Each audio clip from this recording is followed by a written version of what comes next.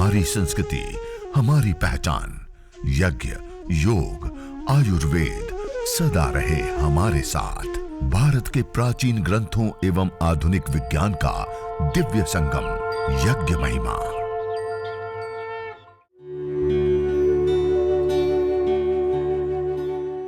भारतीय संस्कृति में यज्ञ, योग एवं आयुर्वेद जैसी अमूल्य विद्याएं हैं, जिसका मूल है वेद। इतिहास की ओर दृष्टि डालें तो भगवान राम, भगवान कृष्ण से लेकर राजा महाराजाओं, ग्रामवासियों व अरण्यवासी ऋषियों की कुटियों तक नित्य व नैमित्तिक यज्ञों का प्रचलन देखने को मिलता है। कहने का अभिप्राय है कि जो अलग अलग डिजीज में हमें अलग अलग मॉलिक्यूल्स, कंपोनेंट्स वाली दवाइयां दी जाती हैं, हवन करने पर वो मल्टीपल एक साथ हमें प्राप्त होते हैं और अलग अलग औषधियों से अलग अलग कंपोनेंट भारी मात्रा में मिलते हैं।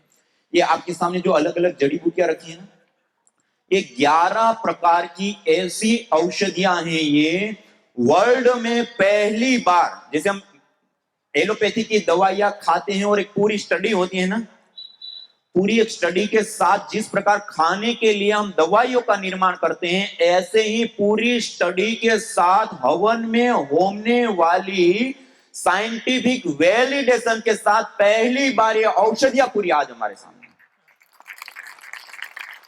और इन औषधियों के हवन करने पर वो मॉलिक्यूल्स, कंपोनेंट्स कहां आ जाते हैं?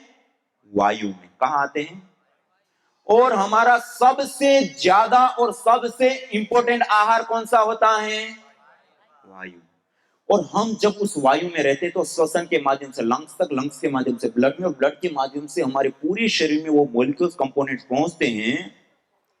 और जो दुस्साध्य असाध्य सामान्य बीमारियों तो छोड़ ही दीजिए, जो दुस्साध्य असाध्य कोटि के रोग होते हैं, वो रोग भी बहुत शीघ्रता से ठीक हो जाते हैं। और हमने वो रोग जिनको कहते हैं ना कि बहुत गंभीर रोग कहे जाते हैं, और जैसे मैंने अभी आपको वेद में बताया, यदि इच्छिता यदि वा प्रदितो यदि मृत्यु और अंतिकम, जो बिल्कुल मृत्यु के अंतिम क्षणों को देख रहे हो, ऐसे लोगों को जब यज्ञ कराया। मैं आपको एक दो उदाहरण के लिए बताना चाहता हूं। आपके ही गुजरात में कच्छ में रहने वाली एक आदरणीय माता हीरा बहन जी, उनको हार्ट अटैक आया। हार्ट अटैक आने के बाद उनको मुंबई की एक बड़ी, मतलब गंभीर अवस्था में थे, तो मुंबई की एक बड़ी हॉस्पिटल के अंदर उसको एडमिट किया। एडमिट करने के बाद वो आईसीयू में भर्ती थी। 3 महीने लगातार 2400 घंटे ऑक्सीजन मास्क के साथ सारे ट्रीटमेंट चले, सारी चीजें हुई, और अंतिम में डॉक्टर लोगों ने कहा कि अब आप इसको ले जाइए, 15 से 20 दिन जी पाए तो बहुत अच्छी बात है, आप जितने दिन जीती हैं आप अपने घर में रखिए और उनकी सेवा कीजिए। ऐसी अवस्था में ऑक्सीजन सिलेंडर के साथ डॉक्टर स्पेशल एम्बुलेंस के साथ पूरे सेटअप के साथ उनके घर पे ऑक्सीजन सिलेंडर के साथ छोड़ करके चले गए। उस समय उनके कमरे के अंदर जहां वो लेटी रहती थी, वहां पे प्रतिदिन यज्ञ करना चालू किया। 2-4 दिन के बाद उनका जो ऑक्सीजन मास्क था वो हवन करने के बाद 1 मिनट, आधा मिनट, 2 मिनट ऐसे हटाना चालू किया। तकलीफ होती थी तो वापस लगाते थे, फिर थोड़ी देर हटा लिया, फिर लगा दिया। ऐसे करते करते डॉक्टर लोगों ने कितने दिन बताए थे? 15-20 दिन। और ऐसे करते करते 6 महीने बीत गए और वो माता जी का 100% ऑक्सीजन मास्क की जरूरत खत्म हो गई। आज उस माता जी के 6 साल हो गए। आज चल पी, खा पी सब कुछ कर रही है, कोई दवाई नहीं, कुछ नहीं। कैसी कंडीशन में छोड़ दिया था? 15 से 20 दिन की कंडीशन। और उस समय उनको ये जो हम 24 घंटा वायु लेते हैं, उस वायु के माध्यम से, हवन के माध्यम से वो मेडिसिनल स्मोक पहुंचाया और उनको नवजीवन मिला। ऐसे कितने सारे केस वो बता रहा हूं, जो मॉडर्न मेडिकल साइंस जिसको हम कहते हैं, जो बहुत जल्दी से इफेक्ट करता है कहते हैं, जो बहुत सटीक इलाज करता है कहते हैं, उससे भी जो ठीक नहीं हुए, उन केस की मैं बात बता रहा हूं। एक बहन दिव्या जी, पुणे की बहन है, मुंबई घाटकोपर में रहती है। उनको ब्रेन ट्यूमर हुआ पिट्यूटरी ग्लैंड के ऊपर। जब वो उसका ऑपरेशन हुआ, वो कोमा में चली गई। कोमा में जाने के बाद मुंबई और पुणे के बड़े बड़े 3 से 4 हॉस्पिटलों में उनका अलग अलग उपचार चला। वो 7 महीने इन हॉस्पिटलों में एडमिट रही, 7 महीने ट्रीटमेंट चला। और एक एक दिन में, कुछ दिन तो उन्होंने ऐसे बिताए, एक एक दिन में 80-80 हजार से 1-1 लाख रुपए के बिल भरे। और सामान्य रूप से 10-20 हजार से तो एक दिन का बिल कभी कम हुआ ही नहीं। और 7 महीने रही, कितने? उसके बाद उनकी जो अवस्था आ चुकी थी, गले में होल किया हुआ है कफ निकालने के लिए, श्वास लेने के लिए छाती में होल करके एक अलग मशीन लगी है और मशीन से श्वास आ रही है, जा रही है। खाने के लिए नासिका से नली डाली हुई है, उससे लिक्विड खिलाया पिलाया जा रहा है। पेशाब पानी के लिए नलियां, ऐसे 4 नलियों के साथ बेड के ऊपर कोमा अवस्था में 7 महीने से उनके अलग अलग ट्रीटमेंट चले। और पूरे हाथ पैर और पूरा शरीर उनका, जो दवाइयां दी उनका जो साइड इफेक्ट, पूरी तरह से शरीर उसका बिगड़ गया।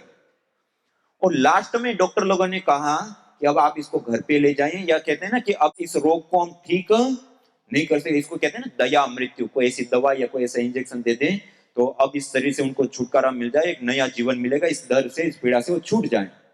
ऐसी अवस्था में छोड़ दिया। उस समय उस बहन को घर पे लाए, उनको कहा कोई नहीं, मशीन के माध्यम से, लेकिन श्वास तो ले रही है ना। उनके कमरे में ये यज्ञ जो आज हम करेंगे, वो यज्ञ उनको कराना शुरू किया। उस यज्ञ के बाद 108 गायत्री मंत्र से विशेष आहुतियां देना प्रारंभ किया।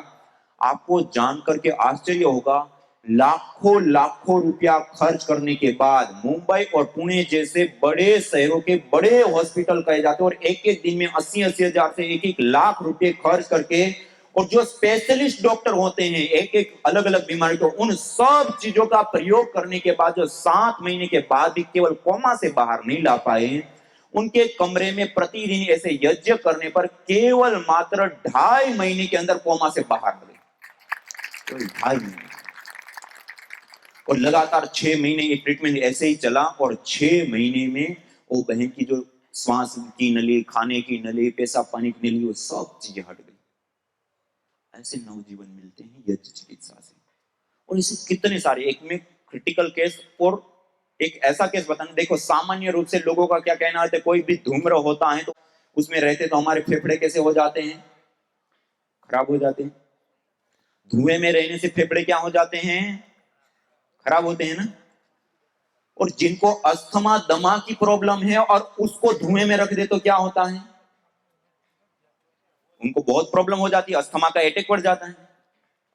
आप आयुर्वेद के अंदर धूम्र चिकित्सा प्रकरण, यज्ञ चिकित्सा प्रकरणों में जाकर के आप देखेंगे तो सब जगह पर श्वसन संबंधित बीमारियों के लिए यज्ञ के अंदर विशेष जड़ी बूटियों का होम हवन करके उसका ट्रीटमेंट करने के बारे में लिखा है। और वो जो हम हवन करते हैं उसके माध्यम से, जो आयुर्वेद में बताया, उसी के आधार पे कफेष्टि हवन सामग्री उसको बनाया, और उसमें जब रिसर्च किया तो उन बीमारियों को ट्रीट करने वाले कंपोनेंट्स भी उसके अंदर होते हैं।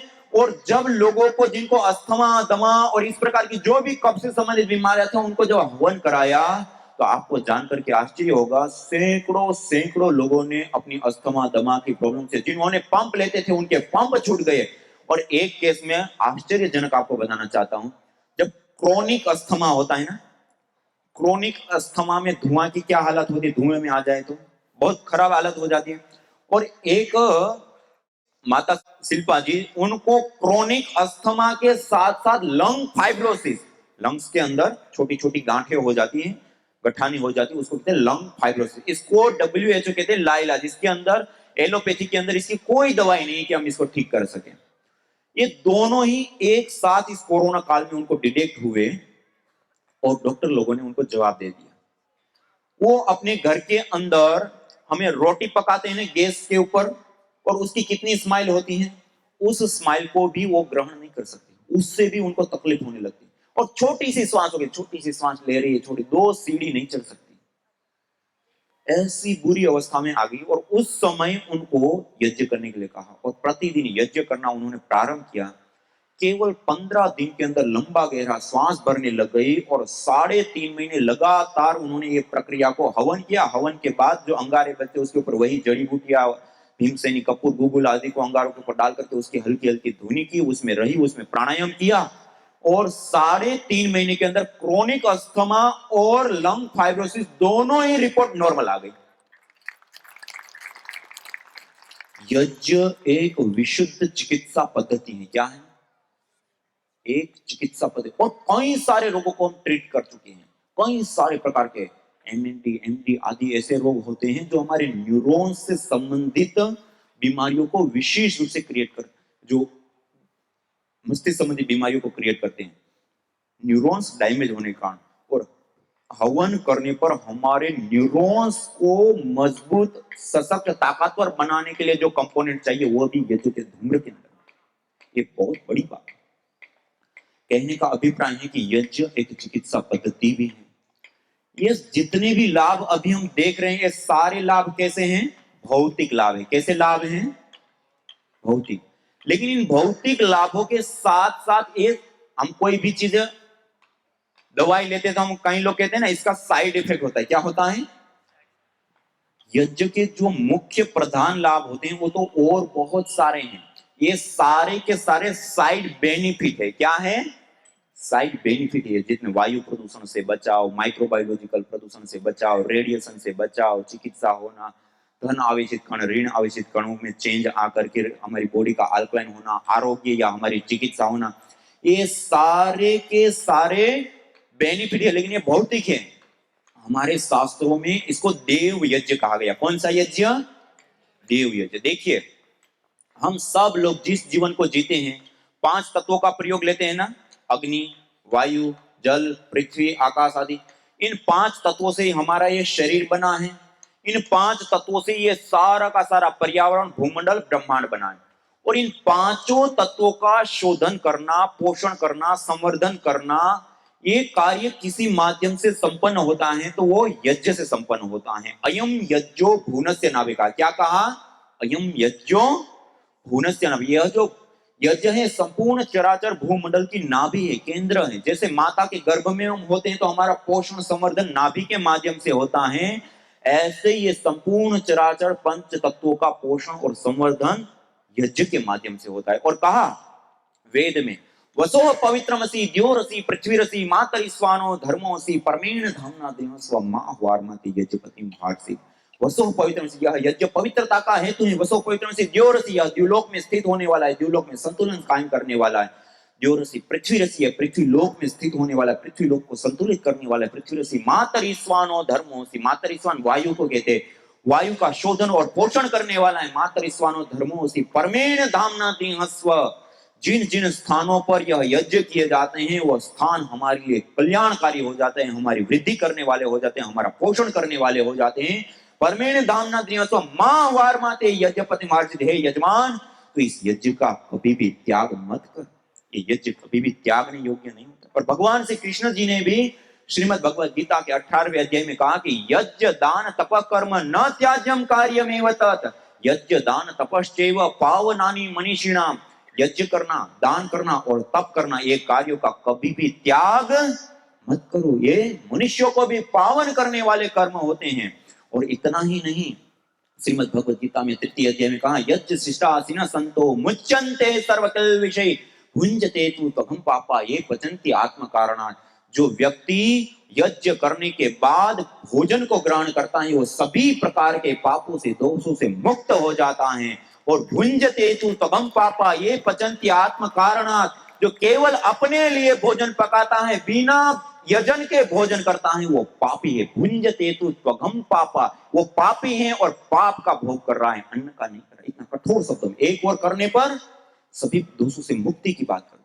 और यज्ञ शिष्टा अमृत भुजो यान्ति ब्रह्म सनातनम, जो यज्ञ करने के बाद प्रसाद रूप अन्न को ग्रहण करता है वो सनातन ब्रह्म को प्राप्त कर लेता है। नायम लोको यज्ञ से, जो यज्ञ नहीं करता है उसके लिए तो यह लोक भी सुकर नहीं होता है। तो परलोक की तो बात ही छोड़ दिए, नायम लोको यज्ञ से कुतो अन्य कुरुसत्तम, अन्य लोक की तो बात ही छोड़ दिए। मानी तो यज्ञ नहीं करता है उसके लिए यह लोक भी सुकर नहीं होता है, परलोक भी नहीं होता। और श्रीमद इसी प्रकार से आचार्य चाणक्य जी ने चाणक्य नीति में कहा, स्वाहा स्वधा कार विवर्जितानि स्मशान तुल्यानि गृहाणि तानि। जिस घर के अंदर यज्ञ याग आदि हवन अग्निहोत्र नहीं होता है वो घर स्मशान के तुल्य होते, त्याज्य होते। वहां रोग, दोष, ताप, संताप, मानसिक क्लेश ये रहते हैं, नेगेटिव ऊर्जा, नेगेटिव शक्ति। इसलिए प्रतिदिन हमें यज्ञ करने के लिए कहा। और जो घर में प्रतिदिन यज्ञ करता है, वेद में कहा होत्री सदनम हरितम हिरण्यम, जिस स्थान पे जिस घर में प्रतिदिन हवन होता है वो घर देवालय बन जाता है, शिवालय बन जाता है, वहां देवी शक्तियों का वास होता है और समस्त प्रकार की नेगेटिविटी, नेगेटिव ऊर्जा और समस्त प्रकार के अशुभों से मुक्त हो जाता है। और यथेह क्षुदिता बाला मातरम पर्युपास्ते एवं सर्वाणि भूतानि अग्निहोत्रम उपास्ते, जैसे भूख से पीड़ित, भूख रूपी दुख से पीड़ित बालक अपनी माता की उपासना करते, अपनी माँ के पास जाते हैं और माँ के पास जाने पर निश्चित रूप से उसकी भूख रूपी दुख की निवृत्ति होती है। एवं सर्वाणि भूतानि, ऐसे ही सारे मनुष्यगण अपने जीवन में आने वाले अनेकों प्रकार के दुखों से मुक्ति पाने के लिए यज्ञ हवन अग्निहोत्र की शरण में जाते हैं। और एन सदनुष्ठानेन संपूर्ण विश्वम कल्याणम भवेत्, आध्यात्मिक, आधिदैविक, आधि भौतिक ताप त्रयोन उन्मूलनम सुकरम स्यात् तद यज्ञ पदाभिधेयम, कहा कि जिस सद अनुष्ठान से संपूर्ण विश्व का कल्याण हो और हमारे व्यक्तिगत जीवन में आने वाले आध्यात्मिक, आधिदैविक, आधि भौतिक तीनों प्रकार के दुखों का, तापों का उन्मूलन, दूर होना, जिससे सरल हो जाएं, उसको यज्ञ कहते हैं, हवन कहते हैं, अग्निहोत्र कहते हैं। और अलग अलग शास्त्रों में अलग अलग रूपों में जो यज्ञ की महिमा बताई वो अथाह है। एक और नहीं करने पर स्मशान तुल्य घर बता दिया, एक और नहीं करने पर वो पापी बता दिया, पाप का भोग करने वाला बता दिया, एक और यज्ञ नहीं करने पर वो श्वास लेता हुआ, मनुस्मृति में महर्षि मनु कहते वो श्वास लेता है, श्वास नहीं ले रहा है और धरती पर जीता हुआ भी वो मुर्दे के समान है जो घर में यज्ञ नहीं करता है। और एक और करने पर सनातन ब्रह्म की प्राप्ति कर लेता है, सारे क्लेशों से, पापों से, दोषों से मुक्ति को प्राप्त कर लेता है, जीवन में आने वाले सारे दुखों से मुक्ति पा लेता है और स्वयं परमपिता परमात्मा का साक्षात्कार कर लेता है। इस शास्त्रों में विशेष रूप से बताया। मानिए इतना छोटा सा यज्ञ है, यदि हम आध्यात्मिक रूप से देखें तो कितने सारे लाभ हैं, बहुत सारे हैं। और इन सारे लाभों में सबसे बड़ा और सबसे प्रधान लाभ कोई है तो वो है मनोकामना की पूर्ति। हम अपनी मनोकामनाओं की पूर्ति के लिए तो मेहनत और सारी चीज करते हैं ना, सारी चीज किस लिए करते हैं? अपनी इच्छाओं की पूर्ति के लिए। और यज्ञ को बताया सत्याह संतु यजमानस्य कामा, जो व्यक्ति यजन करने के बाद यज्ञाग्नि में प्रार्थना करता है वो सभी प्रकार के इच्छाओं को पूर्ण कर लेता है, सभी प्रकार की ईश्वर उनकी मनोकामनाओं को पूर्ण करता है। श्रीमद् भगवद गीता में 2 जगह पर कहा है, यज्ञ को इष्ट काम दुख कहा, सर्व काम दुख, इच्छित सारी कामनाओं को पूर्ण करना, उनकी सारी मनोकामनाएं पूर्ण हो जाती हैं। मानी मनोकामना को पूर्ण करने वाला सबसे बड़ा माध्यम साधन भी कोई है तो वो यज्ञ है। कल्प वृक्ष की हम बात सुनते हैं ना, कल्प वृक्ष किसी ने देखा है? इसमें किसी ने नहीं देखा है, आपने ही नहीं, धरती पर किसी ने नहीं देखा है, होता ही नहीं है, एक कल्पना है। ना कल्प वृक्ष होता है, ना शास्त्रों में भी कहीं कल्प वृक्ष का नाम लिखा है। लेकिन यज्ञ वास्तविक कल्प वृक्ष है। इष्ट काम दुख कहा, सर्व काम दुख कहा, सत्या संतु यजमानस्य कामा कहा कि इस यज्ञ करके जो प्रार्थना करता है उसकी सारी प्रार्थनाएं, मनोकामनाएं पूर्ण होती है। ये कल्प वृक्ष है। और सबसे ज्यादा देखिए, हम जिस जीवन को जीते हैं उसमें जाति, आयु और भोग, आप लोगों ने योग दर्शन पढ़ा होगा तो महर्षि पतंजलि जी ने बताया कि हम जो पूर्व जन्म में जितने भी कर्म किए उसके आधार पे जो हमें पुण्य और पाप प्राप्त होते हैं ना, उन पुण्य और पाप के आधार पे हमें इस आने वाले अगले जीवन में जाति, आयु और भोग मिलता है। जाति मानी मनुष्य, कीट, पतंग, पशु, पक्षी, बहुत सारी। तो उसमें से जाति मान लो हमें मनुष्य मिल गई, मनुष्य जीवन आने के बाद आयु, अब उसमें आयु कैसी मिलनी है? एक जन्म होते ही मृत्यु को प्राप्त हो जाते हैं, बाल्यावस्था में, युवावस्था में मृत्यु को प्राप्त हो जाते हैं। उसमें भी मान लो कि हमें चिरकाल की आयु मिल गई, जाति के बाद आयु भी मिल गई अच्छी। आयु के बाद क्या होता है? भोग। भोग मानी इस मनुष्य जीवन में मिलने वाली सारी सुविधाएं, कैसे माता पिता ज्ञानी है, अज्ञानी है, अच्छे कुल का यशस्वी कुल खानदान है, सामान्य कुल खानदान है, या धन धान्य ऐश्वर्य कैसा है, या इस प्रकार की सारी चीजें। एक व्यक्ति को हम देखें तो जन्म से लेकर के मृत्यु पर्यंत लंबी आयु तो है, लेकिन पूरे जीवन में संघर्ष, दरिद्रता, अभाव, कोई रोग हो जाए तो कोई पूछने वाला भी नहीं होता। और एक व्यक्ति को हम देखें तो सोने की चम्मच से दूध पीता है और छींक भी आ जाए तो पीछे 10 डॉक्टर खड़े होते हैं। ये किस आधार पे मिलता है? किस आधार पे मिलता है? पुण्यों के आधार पे। किसके आधार पे? पुण्यों के आधार पे। और इस पुण्यों को प्राप्त करने का सबसे बड़ा माध्यम, सबसे बड़ा उपाय कोई है तो वो यज्ञ है। यज्ञ पुण्यों को प्राप्त करने की कृषि है, पुण्यों को प्राप्त करने की फैक्ट्री। अथाह पुण्य प्राप्त होते जो यज्ञ करता है। तो इसलिए पुण्यों को प्राप्त करना हो, जन्म जन्मांतर भी हमें सुधारना है, तब भी ये यज्ञ है। और देखिए आज हम जो पूजन करते हैं ना, जिस पद्धति से अपने घर के अंदर पूजन करते हैं, वैसा पूजन हमारे प्राचीन शास्त्रों में कहीं लिया, हमने शॉर्ट फॉर्म अपना लिया। प्राचीन वेदों में, शास्त्रों में सब जगह पे अग्निर्वय देवानाम मुखम कहा। क्या कहा? अग्नि जो होता है वो सभी देवताओं का मुख होता है, और उस यज्ञाग्नि में जो हम आहुति देते हैं वो सारे देवी देवताओं को पहुंचती है। और आज हम क्या करते हैं, देवी देवताओं को अच्छे अच्छे लड्डू, अच्छे अच्छा प्रसाद बना करके उनके सामने रखते हैं, और फिर खा कौन जाता है? कौन खा जाते हैं? देवता को दिखाया, खा खुद गए। अग्निर्वय देवानाम मुख। क्या कहा? अग्नि जो है वो देवताओं का मुख है। यज्ञाग्नि के अंदर जो हम आहुतियां देते हैं वो देवताओं को पहुंचती हैं। इसलिए सच्चा देवी पूजन भी करना है तो हवन कीजिए। हम अपने दादा दादी को, अपने पूर्वजों को देख सकते हो, अग्नि जला करके उसमें आहुतियां देते। गुड़ चावल, पके हुए चावल में थोड़ा गुड़ मिला करके आहुतियां देते हैं। गाय का घी की आहुति देते थे, लोफान, गुगुल या ऐसे द्रव्यों को अंगारों के ऊपर डाल करके, अग्नि के ऊपर डाल करके उसकी आहुति देते थे। लगभग लोगों ने देखा होगा, बहुत सारे लोग कर भी रहे होंगे। ये हवन एक वास्तविक पूजा की पद्धति है। अब यहाँ हमने क्या करें, हमें शॉर्ट फॉर्म चाहिए ना, जल्दी जल्दी चाहिए। वहां पर अग्नि की साक्षी है तो हमने एक दीपक जला लिया घर के अंदर। वहां पर औषधीय धूम्र आदि होता है तो हमने एक धूप बत्ती, अगरबत्ती जला लिया कि धुआं भी हो गया, अग्नि की साक्षी भी हो गई। और इस शॉर्ट फॉर्म को अपना करके जो ये इतने सारे लाभ थे, उन सारे लाभों से हम क्या हो गए? वंचित। क्या हो गए? इन सारे लाभों से वंचित हो गए।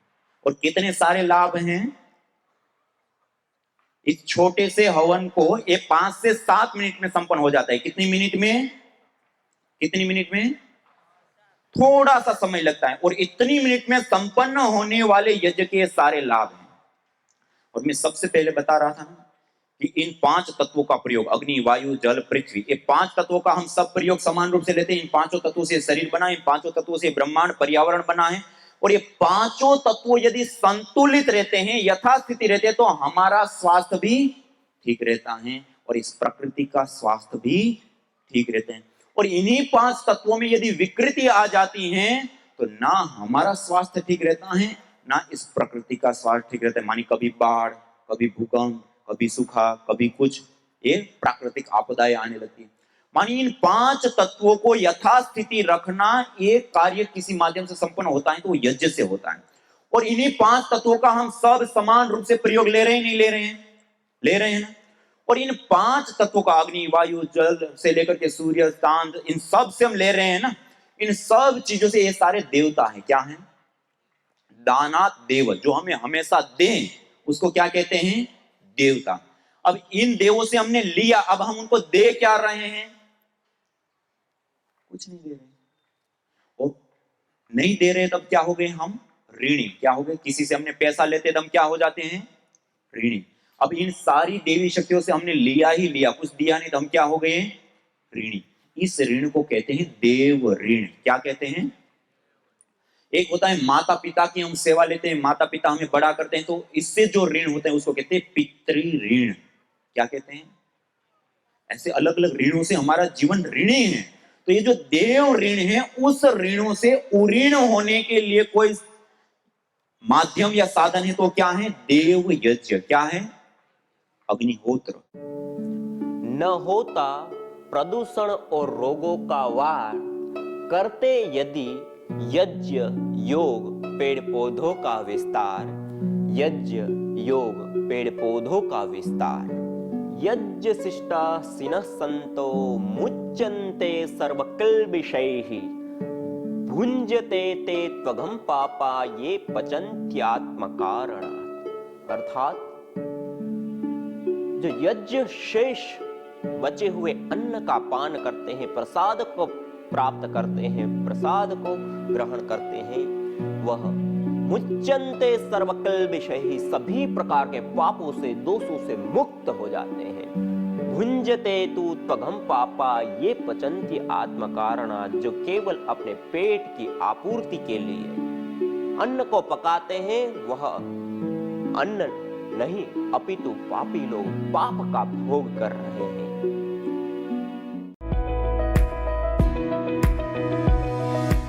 मेरा नाम कविता वासानी है और मेरे बच्चे का नाम प्रियान वासानी है। उसको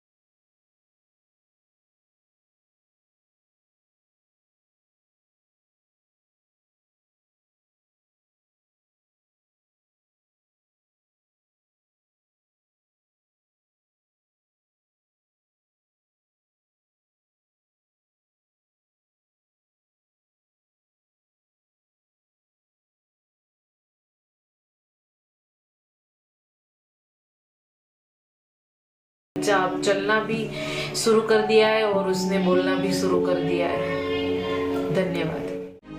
यज्ञ भारतीय संस्कृति का मूल है। तो आइए हम संकल्प लें, संसार के श्रेष्ठतम कर्म यज्ञ को अपनाएं।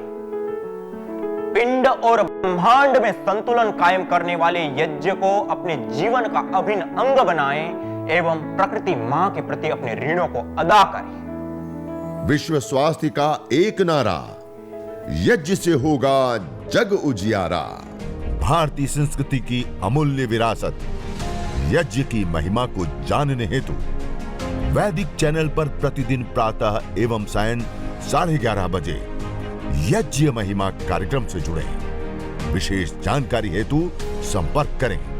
मोबाइल 9068565306।